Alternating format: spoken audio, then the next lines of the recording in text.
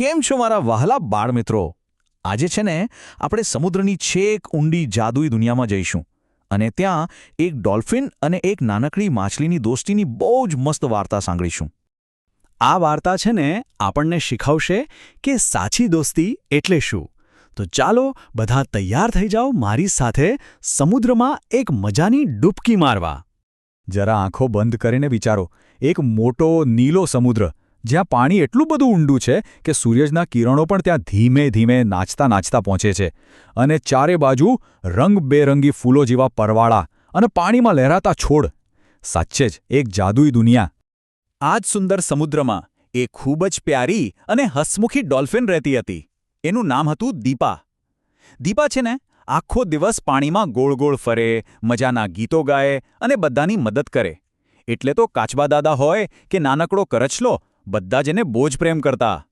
અને એ જ સમુદ્રના એક ખૂણામાં મોટા પથ્થરની પાછળ એક નાનકડી માછલી રહેતી હતી. એનું નામ હતું ચિંકી. બિચારી ચિંકી ખૂબ શરમાળ હતી અને હંમેશા ડરેલી જ રહેતી. એને એવું લાગતું કે હું તો કેટલી નાની છું, મારી સાથે કોણ રમશે? એટલે એ બિચારી હંમેશા એકલી જ રહેતી. પછી એક દિવસ શું થયું ખબર છે? દીપા મસ્તીમાં તરતી હતી અને એની નજર એક પથ્થર પાછળ સંતાઈને ધીમે ધીમે રડી રહેલી ચિંકી પર પડી. કોઈને આટલું ઉદાસ જોઈને દીપાને બહુ દુઃખ થયું. એ તરત જ ચિંકી પાસે ગઈ. દીપાએ એકદમ પ્રેમથી પૂછ્યું, અરે શું થયું? તું કેમ રડે છે? ત્યારે ચિંકીએ ડરતા ડરતા ધીમા અવાજે કહ્યું, મારું કોઈ દોસ્ત નથી, બધા મને નાની અને નબળી સમજીને મારી મજાક ઉડાવે છે. આ સાંભળીને દીપા હસી પડી. એણે ચિંકીને પ્રેમથી કહ્યું, અરે ગાંડી, નાનું હોવું એ કંઈ નબળાઈ નથી. અસલી તાકાત તો દિલમાં હોય છે. જો તારું દિલ મોટું અને બહાદુર હોય ને, તો તારાથી વધારે શક્તિશાળી કોઈ નથી. દીપાની વાત સાંભળીને તો ચિંકીની આંખોમાં ચમક આવી ગઈ. એની બધી ઉદાસી જાણે ગાયબ. અને બસ તે દિવસથી દીપા અને ચિંકી પાક્કી દોસ્ત બની ગઈ. તેઓ સાથે મળીને સંતાકૂકડી રમતી, દરિયામાંથી મોતી શોધતી અને આખો દિવસ ખૂબ મજા કરતી. બધું એકદમ મજામાં ચાલતું હતું. પણ એક દિવસ જ્યારે બંને રમી રહી હતી ને, ત્યારે અચાનક જ સમુદ્રની ઉપરથી એક મોટી ડરાવણી જાળ નીચે આવી. અને ઓ નો! કોઈ કાંઈ સમજે એ પહેલાં જ રમતા રમતા બિચારી નાની ચિંકી એ જાળમાં ફસાઈ ગઈ. એણે બહાર નીકળવા માટે ખૂબ હાથ પગ માર્યા, પણ જાળ એને વધારે ને વધારે જકડતી જતી હતી.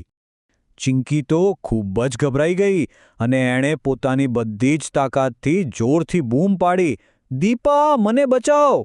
પોતાની ફ્રેન્ડનો અવાજ સાંભળતા જ દીપા તો તરત જ એની મદદ માટે પહોંચી ગઈ.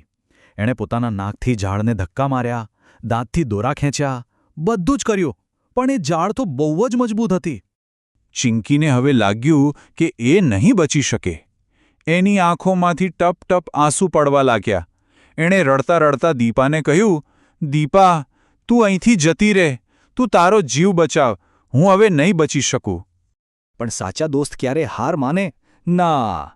દીપાએ એકદમ હિંમતથી કહ્યું, ચૂપ કર ચિંકી, આવી વાત ફરીથી ના કરતી.